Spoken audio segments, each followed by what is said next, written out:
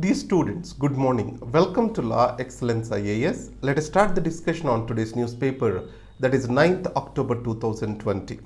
The first article, Hathras, a new phase in the caste atrocity narrative. Let us understand rape. In Indian context, rape is a crime, a criminal act. Is rape a violence against a woman or rape a violence against a caste? Let us understand this. In this article, author talks rape as a caste atrocity. In yesterday's article, we thought that when an identity of an individual becomes a basis for violence against him, it has to be treated as altogether a different crime. Today, rape against a woman is treated as a perpetration of violence against an individual, not against a particular community. It has no place in the law to be treated as an atrocity against a community based on their identity. So there is a legal vacuum over here. In this context, how caste is becoming a basis for gender violence, that is being explored over here. In India, caste has created many types of inequalities, and these inequalities are increasing from time to time. But rising caste consciousness, Dalit consciousness, increased opportunities, upward economic mobility, all these have brought in a new assertiveness among various castes. The dominant castes in a given society are not ready to accept the same. The major reason is they consider this as a loss of their authority, and the decreased social distance and growing assertiveness is a major reason for friction. Dalits are demanding for what is promised to them, that is legal and social equality.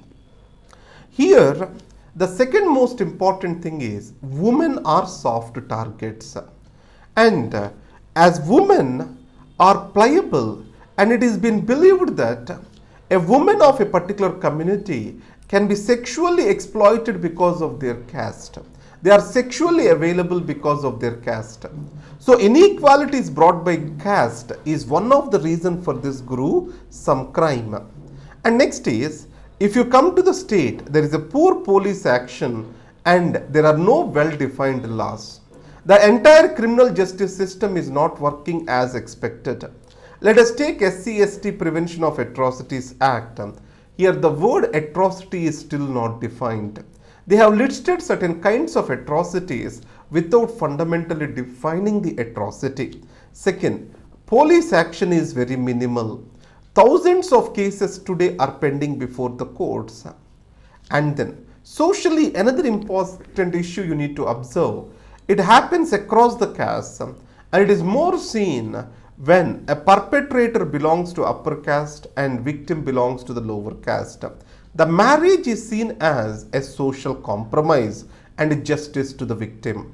All this shows the misogynistic attitude and also the caste inequality in Indian mindset, which we need to fight. Whenever you get a question like this on caste gender violence, you can quote three important gruesome events when you write the answer. One is Nirbhaya incident in Haryana, and Kairlanji killings in Maharashtra, Hathras incident in Uttar Pradesh. You can quote these three examples to show that how legal system has failed, administrative system has failed, and how caste and identity is becoming a reason for violence against women. And this is expected to be a question. The sexual violence against women has deep roots in our caste inequalities. That can be a way the question can be asked in this. Next article is, should Indian startups take on global internet giants? Before asking this question, we need to ask, are Indian startups geared up? Are Indian startups, do they have necessary capabilities? Is the ecosystem well established in India?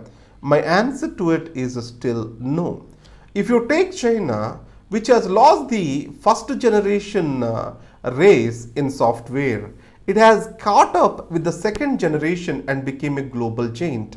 We have almost 2 or 3 global giants, the top 10 software companies based on AI, 5G, etc.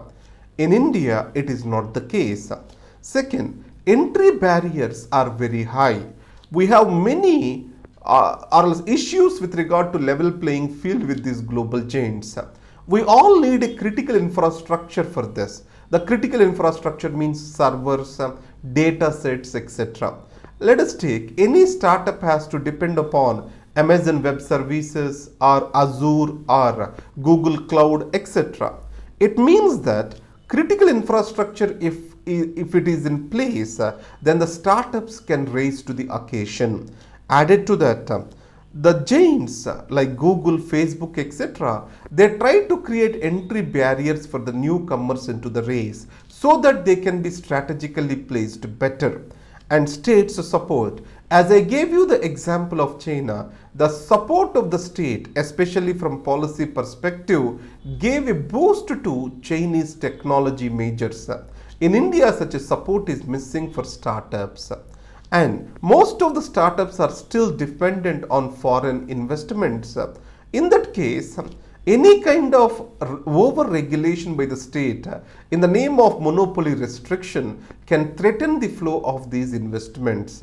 So that is the reason why to use the existing infrastructure, we have to go for co-option, that is cooperation with technology giants rather than for confrontation. Once a critical infrastructure is developed in India, then we can talk about challenging the global giants, challenging through competition, everything. That is the essence of this article. Next article is keeping vigil even during unusual times. What is the job of CAG? He is watchdog of the public purse. In this context, emergencies, either war or pandemic, in these situations, money can be used without due diligence. That is where CAG has to develop a framework to rightfully use the money with highest integrity and utility possible. Are you getting my point? CAG performs different kinds of audits. The most important among that is performance audit. In this, CAG verifies economy, efficiency and effectiveness of a certain expenditure. So, if performance audit is taken up on pandemic, that is COVID-19 pandemic, we can see the wastage or violation of the rules and procedures in the expenditure made. Remember, the biggest challenge is how to ensure this procedure at the same time delivering without wasting the time to the end customer. So this is race against time, handling pandemic. In this case, if CAG insists on the rules and procedures, the service to the people and fight against pandemic gets delayed. On the other hand, he keeps silent on this rules and procedures. It can be an invitation to corruption. This is the biggest dilemma of CAG. Next is avoidable uncertainty. You know, Monetary Policy Committee consists of 3 representatives who are nominated by the government. These three members are important and critical in policy decision making. For the first time, the monetary policy announcement got delayed. The reason is these 3 members were not appointed on time. In spite of knowing that months before, in spite of scheduling the bi-monthly monetary policy announcement months before, the government did not take timely action to appoint them. Especially in these distressed times, all the world investors are looking towards RBI for its projections on growth, inflation, interest rates, capital movement, etc. So, a right monetary policy constitution in right time will send a right signal to the people, and it is very much essential for economic revival. So, it also brought in a bigger question that we need to have a policy in place, we need to have a procedure in place to automatize these particular appointments without involvement of the government that ensures the routine go unhindered. Scissoring the DNA. This is about chemistry Nobel.